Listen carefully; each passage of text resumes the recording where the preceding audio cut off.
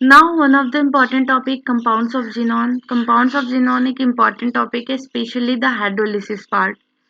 So, xenon fluorine compound की बात करें तो xenon forms three binary fluorides XeF2, XeF4, XeF6 by the direct reaction of the element under the appropriate experimental condition. Appropriate experimental condition के base पर xenon के तीन type के binary compounds form हुए हैं. एक तो XeF2, XeF4, XeF6.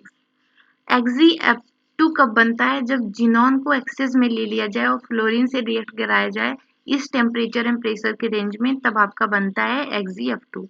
क्या टेम्परेचर है? 673 केल्विन, प्रेशर 1 बार. अभी जिनॉन और फ्लोरीन का रेशियो अगर 1:5 में लिया जाए, 1:5 रेशियो, देन आपका XeF4 बनता है और टेम्परेचर प्रेशर है आपका 873 केल्विन, 7 बार. अगर 1:20 में जिनॉन और फ्लोरीन का रेशियो लिया जाए, देन XeF6 बनता है, टेम्परेचर रेंज 873 केल्विन, 60 to 70 बार. आप देख रहे हैं टेम्परेचर प्रेशर का रेंज जैसे इंक्रीज हो रहा है और जिनॉन और फ्लोरीन का रेशियो इंक्रीज हो रहा है, वैसे वैसे कंपाउंड्स में फ्लोरीन का कंसंट्रेशन, फ्लोरीन का अमाउंट इंक्रीज हो रहा है. XeF6 is also prepared by the interaction of XeF4 with the O2F2 at 143 Kelvin. XeF6 को हम XeF4 से भी प्रिपेयर कर सकते हैं. जब XeF4 का रिएक्शन कराएंगे O2F2 से तो आपका XeF6 बनेगा एंड O2 रिलीज होगा. XeF2, XeF4, XeF6 are colorless crystalline solid sublime radially at 298 Kelvin. XeF2, XeF4, XeF6 colourless crystalline solid है जो कि सबलाइम हो जाते हैं 298 केल्विन पे. They are powerful fluorinating agent, यानी पावरफुल फ्लोरिनेटिंग एजेंट भी है. Readily hydrolysis even by the trace of water. Small amount में वाटर प्रेजेंट है ट्रेस में तो भी वो हाइड्रोलाइज हो जाते हैं. एंड हाइड्रोलिसिस का एग्जांपल दिया हुआ है XeF2 is hydrolysed to XeHFO2. XeF2 का अगर हाइड्रोलिसिस किया जाए तो वहाँ पे xenon, HF and O2 form होता है. हाइड्रोलिसिस की रिएक्शन बहुत इंपॉर्टेंट है, एग्जाम में पूछे भी जा चुके हैं. आपका now formation of the additional compound. Additional compound की फॉर्मेशन की बात करें तो बट एडिशनल कंपाउंड के पढ़ने से पहले एक पॉइंट और यहाँ पे इम्पॉर्टेंट है दैट आपने यहाँ पे XeF2 का तो हाइड्रोलिसिस देख लिया, बट हमारी एनसीईआरटी में XeF6 का हाइड्रोलिसिस भी दिया है एंड वो बहुत ही इम्पॉर्टेंट है. वो इस तरीके से है, XeF6 का अगर आप हाइड्रोलिसिस कर रहे हैं, XeF6 का हाइड्रोलिसिस कर रहे हैं, तब यहाँ पे दो केसेस होता है. अगर इनकम्प्लीट हाइड्रोलिसिस हो रहा है, दैट मीन्स वाटर का अमाउंट अगर यहाँ पर कम है, तब यहाँ पर जो प्रोडक्ट फॉर्म होगा वो होगा XeOF4 प्लस 2HF, ये फॉर्म होगा. बट अगर ये कंप्लीट हाइड्रोलिसिस की बात करें, पहले तो इनकम्प्लीट में एक और रिएक्शन है, ये भी इनकम्प्लीट वाला ही है, ये भी फॉर्म हो सकता है दैट XeO2F2 प्लस 4HF. ये दोनों जो है इनकम्प्लीट या फिर पार्शियल हाइड्रोलिसिस ऑफ XeF4 है. आप देख रहे हैं यहाँ पे ऑक्सीफ्लोराइड्स बन रहे हैं, that is XeOF4 and XeO2F2. अब कंप्लीट, ये सब क्या है? इनकम्प्लीट. अगर कंप्लीट हाइड्रोलिसिस की बात करें तो XeF6 आपका हाइड्रोलिसिस होता है उसका एंड फॉर्म करता है final product that is XeO3 plus HF. तो ये आपका कंप्लीट हाइड्रोलिसिस हुआ एंड ये इनकम्प्लीट हाइड्रोलिसिस का रिएक्शन हुआ. अब आपने ये हाइड्रोलिसिस देखा XeF6 का एंड XeF2 का आपने तो पहले ही देखा. एक और हाइड्रोलिसिस है XeF4 का. XeF4 का जब हाइड्रोलिसिस होता है तब वहां पर बनता है आपका xenon plus XeO3 plus HF and plus O2. ये आपका XeF4 के हाइड्रोलिसिस का प्रोडक्ट है. तो ये तीनों हाइड्रोलिसिस बहुत ही इंपॉर्टेंट है. आप PYQs देखिए, रिसेंट PYQs में भी आए हुए हैं. Now let's move to the formation of additional compound. Xenon fluorides react with the fluoride ion acceptor to form the cationic species fluoride ion donator to form fluoroanion. आपका जो xenon fluoride है वो जब फ्लोराइड आयन से react करता है fluoride ion acceptor से तो कैटायनिक स्पीसीज बनाता है और फ्लोराइड आयन डोनर से रिएक्ट करता है तो फ्लोरोएनायन बनाता है। अब कौन डोनर कौन एक्सेप्टर एग्जांपल के थ्रू देखते हैं।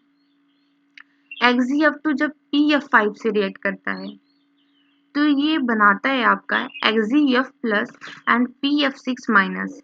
एंड यहाँ पे आप ये देख सकते हैं ये क्या है, डोनर है, एक्सेप्टर है। PF5 क्या है, फ्लोराइड एंड एक्सेप्टर है, इसीलिए इसने क्या किया, कैटायनिक स्पीसीज बनाए और जो एक्सेप्ट किया वो एनायनिक स्पीसीज बनाए ना। IF5 XCF2 का जो रिएक्शन किया गया सेम यहाँ पर भी ये क्या है आपका एक्सेप्टर है, इसलिए IF6 माइनस बना एंड ये आपका कैटायन बना। यहाँ पे ये लेविस एसिड की तरह भी बिहेव कर रहा है। यहाँ पे क्या है, यहाँ पे इसके पास वैकेंट ऑर्बिटल्स थे जिसकी वजह से इसने अपने फ्लोराइड को उसको दे दिया। नाउ SbF5 जब XCF2 से रिएक्ट करता है सेम ये भी क्या है एक्सेप्टर है, तो XgF2 जो होता है कन्वर्ट हो जाता है कैटायनिक स्पीसीज में। अब सीजियम फ्लोराइड जब रिएक्ट करता है XgF6 से तो यहाँ पे सीजियम एंड कैटायन बनता है एंड ये वाला पार्ट जो होता है एनायन बन जाता है। तो यहाँ पे एक पॉइंट लिखा है that S block fluorides, alkali fluorides, it is fluoride ion acceptor with other fluoride donor। C जब S block fluoride या फिर alkali fluoride के साथ आपका xenon fluoride रिएक्ट करता है तो उस केस में xenon fluoride आपका एक्सेप्टर की तरह वर्क करता है। बट वही अगर इसके एक्सेप्ट कोई भी हो जैसे कि PF5 आपने देखा, I एंड IF5 देखा, SbF5 देखा, इनके साथ क्या हो रहा था, आपका जो xenon फ्लोराइड था वो बिहेव कर रहा था एज अ डोनर। तो ये कुछ पॉइंट्स हैं जो आपको पता होने चाहिए।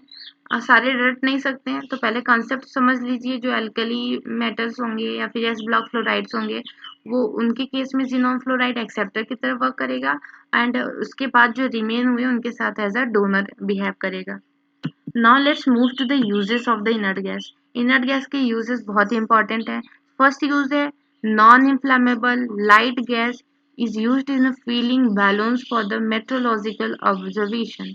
आपको पता है हीलियम वॉल्यूम बैलून्स आपने देखा होगा, जब उसको आप रिलीज करते हैं तो वो ऊपर की तरफ मूव कर जाता है, नीचे नहीं आता।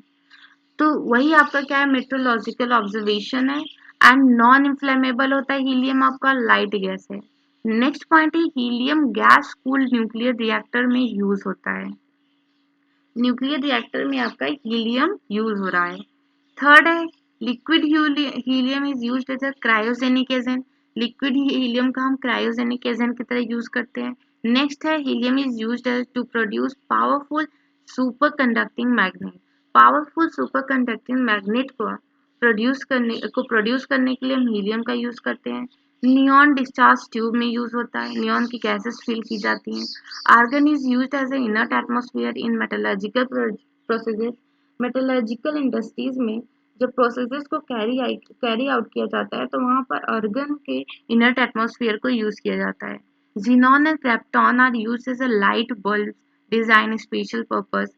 जो स्पेशल पर्पस के लिए लाइट बल्ब्स डिजाइन होते हैं तो उसके अंदर जीनॉन और कैप्टॉन गैसेस को फिल किया जाता है। नेक्स्ट है helium is used as an diluent for the oxygen diving apparatus due to the very low solubility of blood. ये क्या है, अभी 2023 में क्वेश्चन पूछा गया एजर्सन रीजन के फॉर्म में कि दैट हीलियम को हम एज ए यूज करते हैं diluent for the oxygen in modern diving apparatus में। ऐसा क्यों करते हैं, क्योंकि जो सॉलिबिलिटी होता है हीलियम का ऑक्सीजन के साथ वो बहुत ही लो होता है इस ब्लड में, मतलब ब्लड में हमारे हीलियम सॉल्युबल नहीं है, तो वेरी लो सॉल्युबल है, इसलिए हम हीलियम को यूज करते हैं as a diluent for the O2 in modern diving apparatus. Now कुछ इंपॉर्टेंट ऑर्डर्स दिए हुए हैं उन्हें देखते हैं।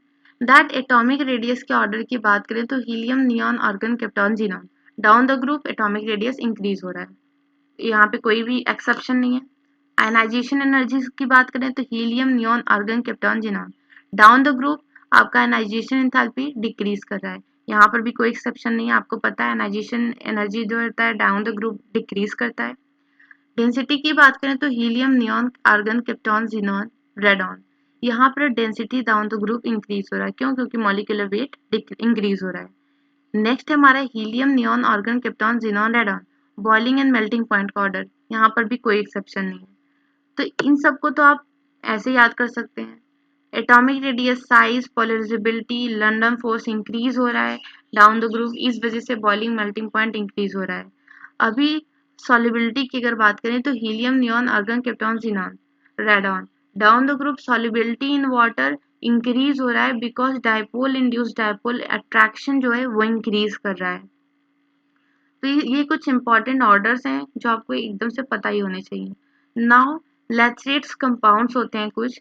Larger inert gas atoms are trapped in the cavity crystal of some organic compounds and forms clathrate compounds. जब किसी भी बिग ऑर्गेनिक मॉलिक्यूल्स के बीच में इनर्ट गैसेस ट्रैप्ड हो जाती हैं तो वो लैचरेट कंपाउंड का फॉर्मेशन करते हैं। Force of attraction between the noble gas and organic compound is dipole induced dipole.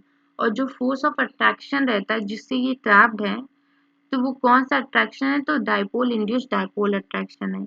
अब ये जो आपको कंपाउंड दिख रहा है यहाँ पे आपको दिख रहा होगा 2 4 आपके बेंजीन के पोजीशन पे 1 and 4 position, not 2 4, 1 and 4 position पे OH है एंड दो ऐसे ही ग्रुप हैं जो कि यहाँ पे हाइड्रोजन बॉन्ड से अटैच्ड हो गए हैं। इनके बीच में आपका जीनॉन ट्रैप है, इसलिए इसको जीनॉन डाइक्विनॉल कहा गया है।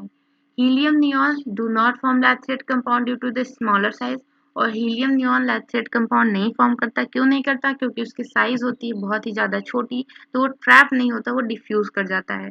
बट जीनॉन की साइज थोड़ी सी बड़ी होती है इसलिए वो लैचरेट कंपाउंड्स फॉर्म कर लेता है। तो दिस इज ऑल।